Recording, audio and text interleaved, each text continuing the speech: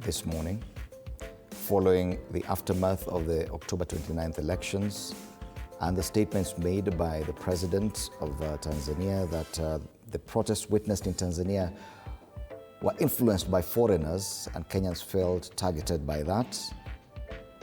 This is what is the biggest concern on the front page of the Daily Nation today. Protect our citizens, Kenya tells Tanzania. Finally, the Ministry of Foreign Affairs expressing its concern, but we're questioning the speed at which this Ministry of Foreign Affairs acts, and we see that it's a trend across not just the region, but even beyond African continent, in the UAE, in Middle East, Saudi Arabia, the Gulf, Russia, Ukraine, now Tanzania and Uganda as well. It is a youth perspective, and we have young Kenyans ready to comment on this. Nick, just before the break, you wanted to say something. Let's make it fast so that I can allow the other panelists who've come in. I can see Jared Orier and Winfred Asiko ready to contribute to this as well.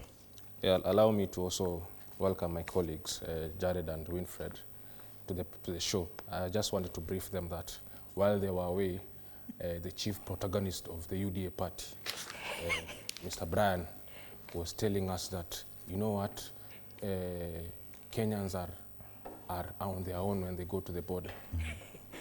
And it's a very sad state, because when you hear a defender of the government of the day saying such statements, it gives us a bad taste in the mouth, because the president aide, let me say, one of the closest person to the president, he's on record saying that Kenyans, wale wa Kenya wanapeleka uchokozi kule kwa nchi za border.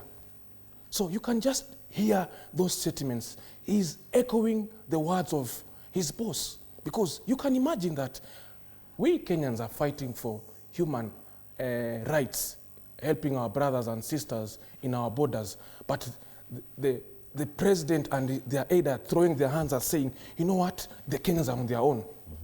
They are forgetting that they are into power to represent us as a people, as a nation, that they did not come into power by the fact that they were not Kenyans. First of all, they are Kenyans.